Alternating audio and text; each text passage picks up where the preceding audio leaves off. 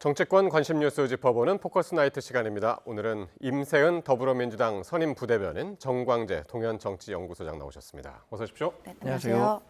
안녕하십니까? 자, 6월 말로 접어들면서 더불어민주당이 본격적인 당권 경쟁으로 들어가는 것 같습니다.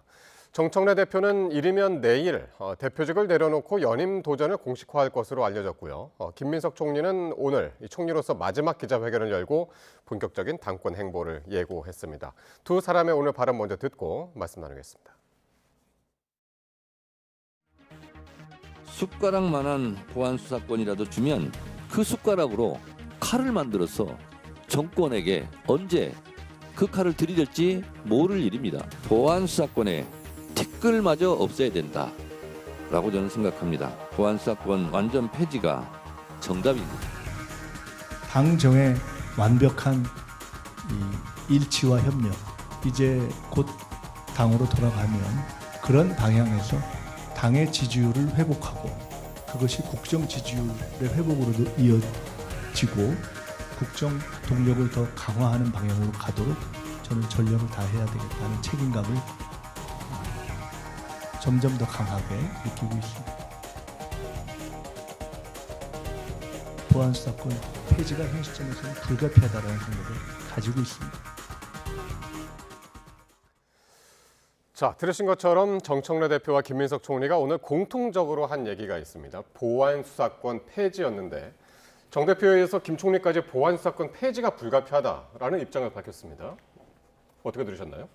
지금 보안 수사권 관련해서는 그동안 여러 논의가 있긴 했었지만 이 당 내에서도 폐지가 맞다 틀리다 이제 의견이 극명하게 갈렸던 사안이 바로 이 사건이거든요. 특히나 이제 지지자들 사이에서 보안 수사권을 폐지해야 된다 아니면 일부는 보존해야 된다라는 의견으로 갈린 만큼 이 문제가 자칫 조금 더 심화가 되게 된다면 이 당내 갈등이 좀 더 극화될 수 있다라는 그런 지점에서 아마 김민석 총리도 이렇게 말씀을 하신 것 같고요. 일단 이재명 대통령께서는 일단 검찰 개혁의 큰 틀인 수사와 기소의 완전한 분리에는 완벽하게 동의를 하면서도 보안 수사권 전면 폐지에 대해서는 그동안 좀 우려의 목소리를 내신 적이 있습니다. 특히나 지난주 금요일에 있었던 그 유럽 선방 성과 브리핑에서 이제 질답 과정에서 이 보안 수사권 폐지에 관해서는 너무나 예민한 주제고 또 완전히 지금은 순수한 상태가 아니다. 정치적 슬로건으로 활용된 측면이 있다라는 말씀까지 하신 만큼 좀 성숙한 토론과 어떻게 보면은 국민의 피해가 전혀 없고 억울한 부분이 없는 그런 보안 장치를 이제 요구를 하셨습니다. 다만 이게 정치적으로 이제 어떻게 보면 슬로건화 되었기 때문에 일단 국회에서 논의를 해라라고 이제 주문을 한 만큼 당 내에서도 여러 토론의 자리가 필요할 것 같긴 합니다만 일단 다음에 이제 전당대회를 앞두고 이 보안 수사권에 관해서 무언가 약간의 반대의 의견을 표명하게 되면 뭔가 정의롭지 않거나 뭔가 검찰주의지 아니야라는 이제 비판에서 지지자분들이 이제 좀 나선 부분이 있기 때문에 아마 이제 많은 분들도 여러 다른 논의들 우리가 민생 문제라던가 AI 시대에 대처해야 되는 것들 그다음에 여러 그 해결해야 될 문제들이 많은데 이 보안 수사권 문제 갖고 갑론을박을 하다 보면은 이게 너무 블랙홀로 빠져들 수가 있거든요. 그래서 잠시 이렇게 한 걸음 물러선 게 김민석 총리가 그렇게 한 걸음 물러선 거 아니냐라는 얘기가 있습니다. 그러니까 이게 강성당원의 눈치를 본 것이 아니냐 이제 그런 해석이셨는데 말씀하신 대로 지난 금요일 날 대통령이 또 한 번 보안 수사권 전면 폐지에 대해서 이제 우려를 나타낸 바가 있기 때문에 김 총리의 오늘 발언이 그래서 좀 의외로 느껴지거든요. 일단 정청래 민주당 대표는 보안 수사권 전면 폐지 이 9글자로 강성 당원들의 표심을 확보해야겠다라는 의지가 굉장히 강한 것 같아요.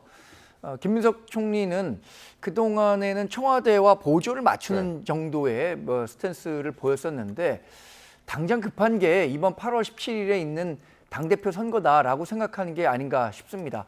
그래서 지금은 강성 지지자들의 표심을 얻기 위해서는 나중 일은 좀 모르겠지만 지금 당장은 보안 수사권과 관련해서 완전 폐지하겠다라는 의견에 공감하는 것이 당대표 선거에 당연히 도움이 되겠다라고 판단을 하는 것 같아요. 그런데 이것은 사실 국가 전체로는 상당히 비극적인 일입니다. 검찰청 폐지와 관련한 부작용들이 속출하고 있습니다. 그런데 검찰청 폐지의 마지막 그래도 이제 그 수단이 될 수도 있을 거라고 생각했던 보안 수사권마저 전면 폐지하게 된다면 당대표 선거에서 승리하기 위해 나라 살림, 그러니까 국가의 정상적인 사법 시스템은 내팽겨쳐도 좋은 것 아니냐 이런 식의 인식을 줄 수 있을 거라고 생각이 들거든요. 예. 그래서 이런 논의 자체는 사실 당대표 선거에는 도움될 수 있겠지만 과연 이재명 대통령이 국정을 제대로 운영하는 데는 얼마나 도움이 될까 이 부분과 관련해서는 좀 숙고의 시간이 필요할 것이라고 생각합니다. 예, 김민석 총리가 전당대회를 앞두고 나중엔 모르겠지만 일단은 폐지하는 쪽으로 이렇게 이야기를 한 것 같다 말씀하셨습니다. 자, 앞서서 어제는요, 6.3 지방선거 이 단체장 당선자 워크숍에 이 두 사람이 나란히 참석을 했는데 당정청 원팀을 강조했지만 좀 온도차가 느껴졌습니다. 정청래 대표는 강릉, 동해 등의 이제 기초단체장 승리를 거론하면서 눈부신 선전이다라고 강조를 했고요. 반면에 김민석 총리는 아쉽게도 완벽한 승리라고 선언하기는 어렵다 이렇게 평가를 했네요. 그러니까 그동안에 이제 강릉이나 동해 같은 곳은 우리 민주당의 입장에서 보면 험지 중에 이제 험지로 저희가 이제 분류가 됐던 곳이고 단 한 번도 당선이 된 전례가 없었습니다. 근데 이번에 그 후보자 분들께서 이 두 분, 뭐 두 군데를 포함해서 다른 또 어려운 지역에서 당선된 곳이 많거든요. 이제 이런 부분에 대한 이제 칭찬과 치하의 표현으로 말씀하신 거다라고 보고 사실 대통령께서도 말씀하셨지만 이번 지방 선거가 완벽하게 성공이라고 할 수는 없다고 이야기했잖아요.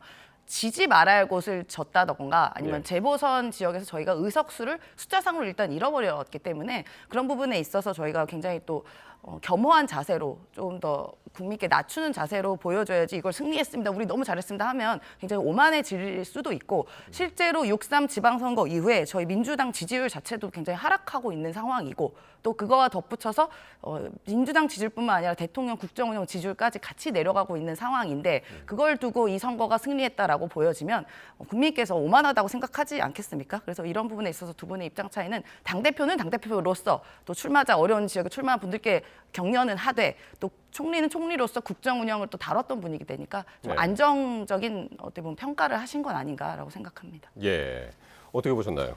지방선거에 대한 평가가 당대표 리더십에 대한 평가와 직결돼 있기 때문에 이런 분석이 나오는 것 같아요. 민주당에서는 정청래 민주당 대표가 연임에 도전할 것으로 예상이 되기 때문에 지방선거를 승리한 것을 바탕으로 연임에 나서겠다라는 정당성을 가져가려고 하지 않겠습니까? 그러니까 어려운 환경에서 어떤 잘 치른 선거다. 그리고 민주당이 애초에 상당히 기대하기 어려웠던 지역에서 선전했던 것을 포장하고 싶을 것이고 이것은 사실 국민의힘과 또 맞닿아 있다고 봐야겠죠. 국민의힘도 장동혁 대표 체제를 계속 유지하려고 하는 사람은 12대 4라는 광역단체장 선거 결과에만 집중하는 것이 아니라 기초단체장에서 2018년과 비교했을 때는 눈부신 선전했던 것 아니냐. 그 눈부신 선전에는 장동혁 대표의 혼신이 반영이 됐다라고 평가를 하고 있는 거잖아요. 비슷한 맥락이라고 봅니다. 어쨌든 김민석 총리는 선거 결과에 대해서 아쉬움을 토로해야 이번 선거에 책임을 진 정청래 민주당 대표가 당대표를 연임할 정당성이 떨어진다라고 공격을 하는 것이고 정청래 민주당 대표는 이렇게 선거를 잘 치렀는데 왜 내가 민주당 대표 선거에서 실패에 대한 책임을 지고 출마하지 않아야 한다라는 주장이 나오느냐 이런 것들에 대해서 이해하기 어렵다는 이야기를 하고 싶었던 거겠죠. 네. 어쨌든 어제 워크숍 자리에서는 상당히 이제 두 분이 나란히 앉아서 대화도 나누고 분위기 좋은 모습을 연출했습니다만은 거기서 이제 한 사람이 빠졌죠. 당권 도전으로 거론되는 송영길 의원. 정청래 대표 거취에 따라서 출마 여부를 판단하겠다는 이 의사를 계속해서 거듭 지금 밝히고 있는데 결국에는 전당대회는 3파전으로 치러지는 것으로 보면 됩니까?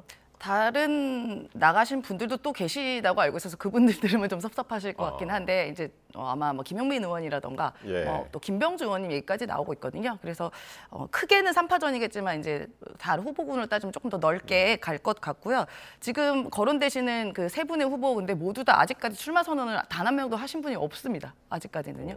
아직까지는 예. 없고 송영길 의원 같은 경우에는 이 당정청이 이렇게 좀 화합해야 되고 이렇게 뭐 불협화음이 없어야 되고 또 집권 여당의 대표는 또 집권 여당은 응당 대통령을 잘 보좌하고 집권 운영 국정 운영을 뒷받침해야 된다는 굉장히 확고한 철학을 또 갖고 계십니다. 그런데 이제 그 부분에 있어서 지난 1년간 과연 우리가 이재명 대통령을 잘 보좌했냐에 대한 근본적인 의구심이 좀 있으신 것 같고요. 그렇기 때문에 정청래 당대표의 출마 여부와 연동해서 본인의 출마를 이제 결정하겠다라는 말씀을 하신 것 같은데 어쨌든 저희는 다 모두가 소중한 저희 민주당의 자산분들이고 훌륭한 네. 정치 리더들이기 때문에 아름다운 경쟁으로 전당대회를 아름답게 마무리할 거다라고 믿고 있습니다. 예, 아름답게 마무리가 돼야죠. 근데 이제 지금 송영길 의원이 외교부 장관 입각설이 나와서 요게 좀 변수가 될 것 같은데 요거는 어떻게 듣고 계신가요, 소장님? 근데 송영길 의원은 당대표 선거가 우선이라는 입장인 것 같아요. 근데 송영길 대표가 지금 얘기하고 있는 것은 과연 민주당 대표로서 나오려고 하는 건지 아니면 정청래 민주당 대표의 연임을 맡기 위해서 나오는 건지 그 가닥을 잡기가 좀 어려운 것 같습니다. 송영길 의원이 정청래 민주당 대표가 나온다면 본인도 나올 것이다라는 요지의 얘기를 했잖아요. 그러면 지금 정청래 민주당 대표가 나올 게 거의 확실시 되기 때문에 크게 보면 3파전으로 치러지게 되겠죠. 송영길 의원이 이런 얘기를 했더라고요. 정청래 민주당 대표의 연임을 막기 위해서 본인이 나와야겠다라는 생각을 한다고 하는데 저는 당대표를 지냈고 육선의 의원이라면 본인이 어떤 식으로 민주당을 이끌 경우에 이재명 대통령의 그 국정 수행을 더 돕고 성공에 도움이 될 것이다. 그리고 민주당을 어떤 가치와 철학으로 비전과 능력으로 이끌어갈 것이다라고 얘기하는 게 옳은 캠페인 전략이지 누구를 막기 위해서 내가 당대표 선거에 나서겠다? 이거는 뭐 좋은 접근 방법은 아닌 것 같습니다. 입각이 언제 있을지는 모르겠습니다만은 그러니까 내가 개편이 만약에 이제 그 진짜 외교부 장관에 입각이 된다면 청와대의 교통 정리로 볼 수도 있을까요? 어떻게 예상하시나요? 청와대에서는 아무래도 친명 후보를 여러 명을 등판시킨 이후에 결선 투표에 가서 이 친명 후보 간의 자연스러운 단일화를 통해서 당대표를 본인들이 원하는 사람으로 세우려고 하지 않겠습니까? 8월 17일 이전에 송영길 의원이 만약에 외교부 장관으로 입각하게 된다면 모든 전력을 뭐 김민석 후보에게 몰아주겠다는 뜻으로 해석될 것 같은데 저는 그러기는 좀 쉽지 않을 것 같은 생각입니다. 예. 자, 이런 가운데 이재명 대통령 국정 수행 지지율이 나왔는데요. 5주 연속 하락세를 보이면서 취임 후에 처음으로 부정평가가 긍정평가를 앞서는 그런 결과가 나왔습니다. 리얼미터 조사 결과인데요. 긍정평가가 46.7%, 부정평가가 49.7%로 오차 범위 내에서 부정평가가 긍정평가를 웃돌았습니다. 원인은 어떻게 보십니까? 여러 원인들이 같이 있을 거라고 보는데요. 굉장히 뼈아프고 오늘 청와대에서도 바로 입장이 나왔습니다. 굉장히 엄중하게 생각하고 있고 앞으로 세밀하게 더 살피겠다라고 말한 만큼 청와대에서도 또 저희 민주당에서도 굉장히 이번 결과에 대해서 굉장히 겸허하게 받아들이고 있습니다. 뭐 여러 원인이 있겠지만 근데 선거를 전후해서 이 하락 속도가 조금 더 빨라진 것 같고요. 대통령께서는 본인께서 얘기하시기로는 선거 전후 관련해서 바뀐 게 없다. 국정 운영의 방향도 바뀐 거 없고 본인이 일하는 것도 바뀐 게 없는데 이렇게 지지율 떨어진 것에 대해서 뭐 아마 좀 깊게 생각하고 계신 것 같고 일단 가장 첫 번째는 이 선관위 문제도 분명히 작용했을 거라고 보고요. 물론 선거관리위원회 같은 경우에는 아시다시피 독립기관이기 때문에 대통령이 어떠한 영향력을 직접적으로 할 수는 없겠지만 그래서 국정 운영을 최고 컨트롤 타워인 대통령께 아무래도 영향을 줄 수밖에 없는 상황이기 때문에 그 부분도 영향을 줬을 것이고요. 그다음에 두 번째는 바로 선거의 결과인 것이죠. 6.3 지방선거에 대해서 우리 국민의 기대에 못 미치는 민주당의 결과가 나왔던 것도 저는 분명히 이 하락 속도에 영향을 줬을 거다라고 생각 들고 또 세 번째는 지금 저희가 전당대회를 앞두고 또 마치 집권 여당 내에서 엄청난 갈등이 있는 것처럼 보여지는 모습도 국민들 입장에서 봤을 땐 저 너무 한가한 거 아니냐. 집권 여당이 정부를 잘 뒷받침하고 우리 국민의 삶을 어떻게 나아갈지 그런 방향을 제시해야 되는 집권 여당이 왜 저렇게 자기들들 권력 다툼하는 모습처럼 보이지? 오만해 보이는 거 아니야? 라는 그런 영향도 분명히 있을 거다라고 생각해서 저희 민주당에서도 앞으로 이런 상황 관리를 더 면밀하게 하도록 하겠습니다. 이 조사기관인 리얼미터에서도 그런 평가를 했더라고요. 이 여당 내 당권 갈등이 대통령 지지율 하락에도 영향을 미쳤다. 또 선거 관리 부실 사태도 영향을 미쳤을 것으로 예상한다. 이런 얘기를 했습니다. 지금 대통령의 국정 지지율 하락은 속도와 낙폭에서 상당한 위기 수준이라고 할 수 있겠습니다. 불과 한 달 전 5월 셋째 주에 국정 지지율이 59%였는데 지금 46.7%까지 떨어졌다면 한 달 만에 12%가 폭락한 겁니다. 그러니까 폭락의 정도와 속도가 청와대에도 아마 강한 위기감을 느끼는 수준이었을 것이다. 그래서 이런 반응의 메시지를 냈을 것이라고 생각하는데 임세훈 대변인도 설명해 주셨지만 여러 가지 복합적인 요인이 있겠죠. 선관위와 관련해서 이게 정부의 책임이라고 많은 분들이 인식할 것 같아요. 그러면 그 정부의 최고 수반인 이재명 대통령의 국정 운영과 관련한 불만으로 표출될 수밖에 없다고 생각하고요. 또 하나는 저는 이 언급은 빠졌는데 민생 경제의 악화를 안 꼽을 수가 없을 것 같습니다. 지금 코스피 지수는 9,000을 돌파했다 이런 이야기가 나오고 있지만 이른바 K자형 양극화가 한국 경제에 고착화되고 있다는 평가가 나오고 있습니다. 지수와 실물 경제가 따로 놀고 있다. 그 가운데 고환율, 고물가, 고유가 이런 걸로 대표되는 민생 경제 지표들이 악화하고 있는데 이와 관련해서 이재명 대통령 임기가 1년이 지났음에도 불구하고 이렇다 할 대책 내놓지 못하고 있다라는 평가들이 나오기 시작했다고 보거든요. 그런 측면에서 이번 그 청와대 수석급 인사가 있었잖아요. 예. 여기에 왜 경제 정책을 총괄하는 사람들에 대한 교체가 없었는지 아하. 이런 부분에 대한 문제 제기도 안 할 수가 없겠습니다. 이러면서 뭐 내각 교체도 지금 빨라지는 것 아니냐 그런 평가가 있는데요. 그런 전망이 있는데요. 한번 지켜보도록 하겠습니다. 자, 닷새째 입원 중인 장동혁 국민의힘 대표의 당무 복귀가 임박한 가운데 국민의힘 내부에서는 선거 결과 해석과 또 장 대표의 거취 문제를 둘러싼 이견이 이어지고 있습니다. 관련 발언 먼저 듣고 오겠습니다. 우리가 잘해서 그런 것이 아닙니다. 오만한 정권을 견제하고 6.3 국민 참정권 훼손 사태의 진상규명과 선거관리 시스템 개혁을 위해 싸우라는 대여 투쟁의 명령이자 건강하고 유능한 보수정당으로 과감하게 혁신하라는 쇄신의 명령입니다. 과거에 얽매여 누가 잘했니, 누가 잘못했니 따지면서 서로의 공로와 책임을 다투고 있을 시간이 없습니다. 대표께서는 금주 내에는 무조건 복귀하겠다는 말씀을 하고 있는데 그 부분은 진행 경과를 조금 더 살펴봐야 될 것 같습니다. 당직 인선에 대한 보도가 여러 나왔는데 당대표께서 비서실장에게 당직 개편에 대한 검토 지시를 내리신 바 없고 이에 따라서 실무적으로 검토한 적도 없다는 점을 다시 한번 분명히 말씀드립니다. 정정식 원내대표는 당 지지율이 오른 건 국민이 쇄신을 요구한 결과이지 우리가 잘해서가 아니다 이렇게 평가를 했습니다. 민주당 부대변인님 어떻게 들으셨습니까? 지금 정점식 원내대표와 또 장동혁 대표를 위시로 한 그 지도부 당권파의 일부의 생각은 완전 정반대인 것 같아요.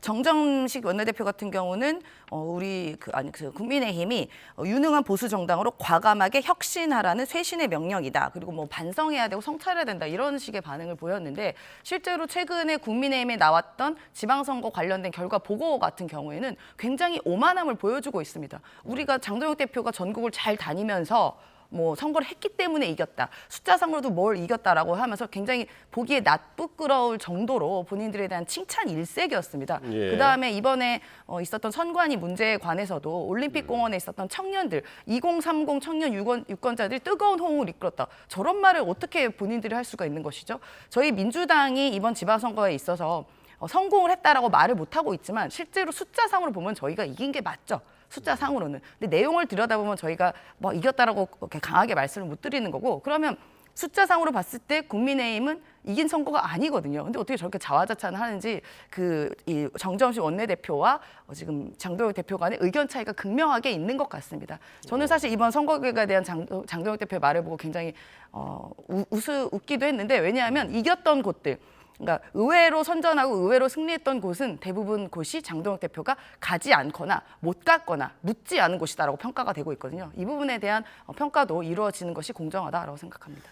그러니까 지금 말씀하신 그 국민의힘의 이른바 자화자찬 보고서 거기서 우리가 선방했다. 8년 전보다 당선인이 많다. 이제 그런 취지의 보고서가 나왔는데 정정식 원내대표는 이 보고서를 사전에 보고를 못 받았다.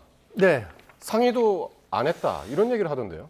저도 사실 좀 놀랐습니다. 예. 정점식 원내대표가 어제 언론 인터뷰를 통해서 그 당 사무처에서 발표한 6.3 지방선거 분석 결과에 대해서 원내 의원들과는 교류가 되지 않은 내용이고 본인도 실무적으로 알지 못했다라고 해서 아니, 이렇게 중요한 일에 대해서 왜 원내를 전체를 총괄하는 원내대표에게 보고가 되지 않았는가 네. 의문을 가질 수밖에 없는데 어쨌든 장동혁 대표의 지도체제를 연장하기를 희망하는 뭐 당직자들 사무처에서 이 자료를 만들지 않았는가 싶습니다. 그럼 뭐 자발적으로 만들지는 않았겠죠. 장동혁 대표나 또는 지도부에서 이런 작업을 좀 해달라는 요청이 있었으니까 나왔을 것 같은데 2024년 국민의힘이 총선에서 졌었을 때 당시에 총선과 관련해서 무엇이 잘못됐는지 패인을 분석하는데 무려 6개월에서 7개월 정도의 시간이 걸렸었고 당시에 뭐 한동훈 비대위원장의 책임론을 얼마나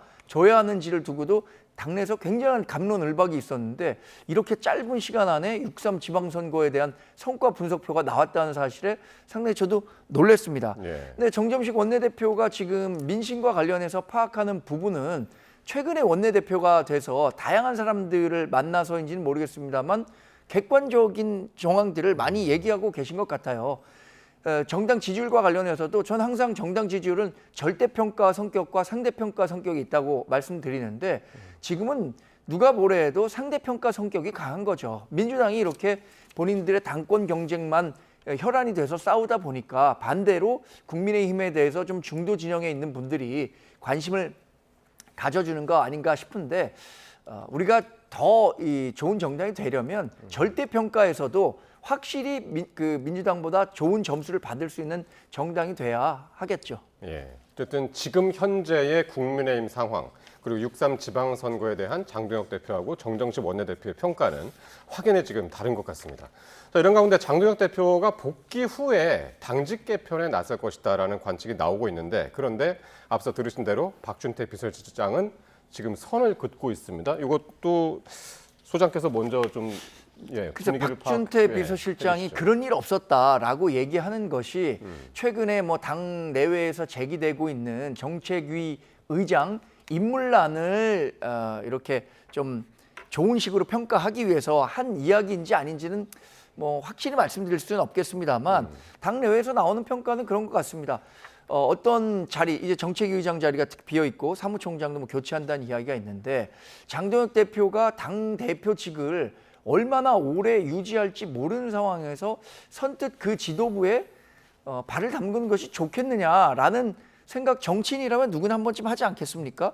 예를 들어서 정책위 의장을 어떤 지도부 체제에서 했다라고 한다면 다음에 본인이 정치적으로 활동을 하는 데 있어서도 그 자리에 다시 가기 어려울 거고 네. 그렇다면 어떤 좋은 기회를 이번에 활용하고 소진하는 경우가 될 수도 있기 때문에 예. 그런 점들을 뭐 종합해서 당내외에서 그런 인물난 이야기가 나온 것이 아닌가 생각합니다. 그러니까 지금 정책위의장 하마평에 오르는 분들이 삼선의 김정재, 재선의 김은혜, 박수영, 유상범 뭐 이런 분들이 이제 거론이 되는데 그런 분들이 지금 자리를 거부하고 있다 이런 이야기가 나와서 그래서 지금 구인난이 아니냐 그런 평가들이거든요. 그러니까 지금 뭐 지난번에 의총에서도 보면 당대표 물러나라 사퇴해야 된다라는 의견이 또 굉장히 많았고 또 어떤 의원께서는 제가 성함을 말씀드리기 좀 그렇지만 뭐 이렇게 약간의 표현을 약간 저렴한 뭐 XX 표현을 한다던가라고 하면서 당대표에 대한 비토가 많아지고 있는 상황입니다.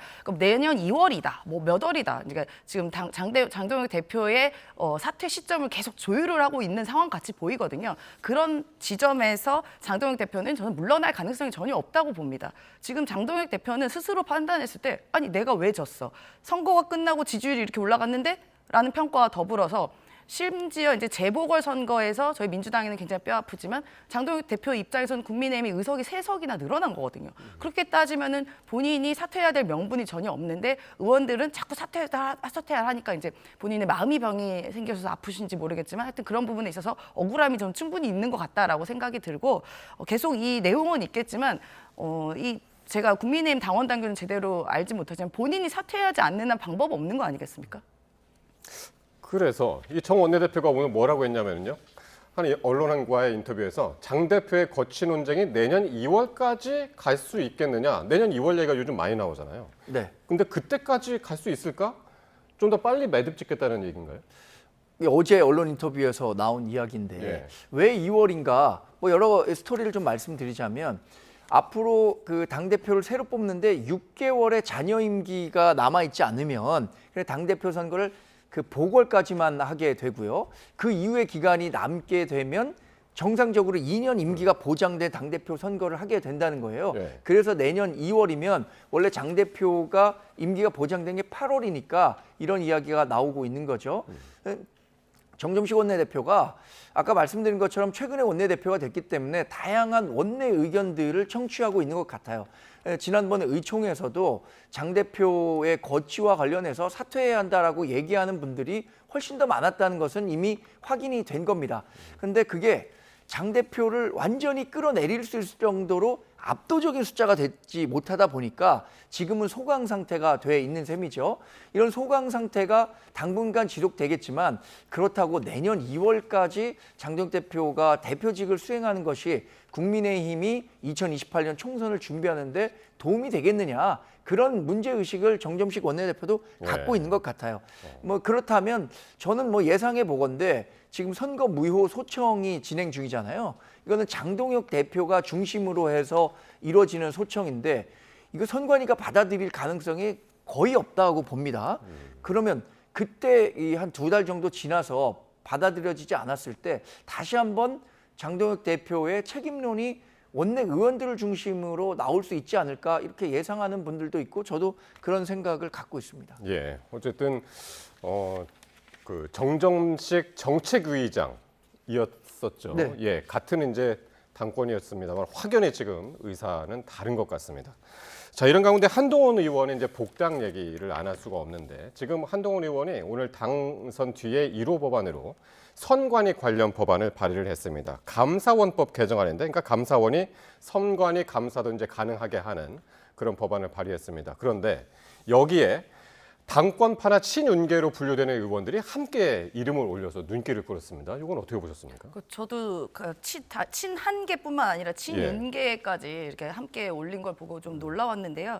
아마도 그동안 이제 이번 지방선거에서 재보궐선거에서 한동훈 대표가 무소속으로는 당선되기 어렵다라는 생각을 이 소위 말하면 당권파에서 갖고 있었더라고요. 굉장히 확고하게 가지고 있었고 당시에 여론조사 지지율이 높게 나왔을 때도 저 분명히 본선거 내려가면 저 지지율 하락할 것이다. 결국은 이 당 이름을 갖고 싸우는 후보를 이길 수 없을 거다라고 했는데 의외의 결과로 한동훈 이제 의원이 되신 거죠. 이제 의원이 무소속의 이름을 걸고 당선이 돼서 아마 그 당내에서도 입지가 좀 많이 달라진 것 같다. 처음에는 약간 무시 전략으로 갔었는데 이제 본인이 자력으로 살아왔다는 점에 대해서 뭐 친한계뿐만이 아니라 친윤계 입장에서도 앞으로 한동훈 대표가 어떤 식의 정치를 할지 모르고 심지어 만약에 이제 장동혁 체제가 무너지게 된다면 한동훈 의원이 어떻게 보면 대항마가 될 수도 있고 또 지금 이번에 뭐 그 돌아오신 분 중에 어떻게 보면 가장 이름이 알려진 분이 오세훈 시장이와 한동훈 전 의원이 한동훈 전 대표잖아요. 그렇다 보니까 이제 친윤계에서도 이제 눈치 보기를 시작한 거 아니냐라는 해석이 가능하지 않을까 싶습니다. 예, 그러니까 공동 발의하신 분들 중에 지금 당내 중진의 김기현, 윤상현 그리고 장동혁 대표 특보단장이죠. 김대식 의원 그리고 전략기획부총장이 서천호 의원까지 이름을 다 올렸단 말이에요. 예. 예. 근데 지금 올린 그 법안의 내용은 선관위에 대한 개혁 방안을 담고 있습니다. 선관위는 지난 그 6.3 지방선거를 치르는 과정에서 국민의 참정권 훼손이라는 막대한 실책을 벌였잖아요. 이와 관련해서 선관위를 개혁하자는데 저는 많은 분들이 뜻을 같이 할 수 있다고 봅니다. 그런데 그동안 이 한동훈 의원과 좀 소원한 관계에 있던 국민의힘 의원들이 대거 이름을 올리다 보니까 어떤 정치적 해석이 더 곁들여지는 것 같은데 저는 이 법안은요. 민주당도 빨리 합의해서 처리해줬으면 좋겠어요. 선관위 언제까지 이렇게 감시 사각지대에 놓여서 항상 뭐 비리나 부실 관리 상태로 둘 겁니까? 지난번에 한동훈 의원이 얘기했던 내용이 햇볕이 들지 않는 곳에서 곰팡이가 자라기 마련이다. 그러니까 선관위에 햇볕이 들 수 있도록 하는 법안을 발의한 거예요. 이러면 민주당도 같이 한번 논의를 해서 법안을 통과시켜줘야 되는 건 아닐까요? 예. 한동훈 의원의 당선 뒤 1호 법안 이야기까지 해봤습니다. 지금까지 임세은 더불어민주당 선임부대변인 정광재 동현정치연구소장과 함께했습니다. 고맙습니다.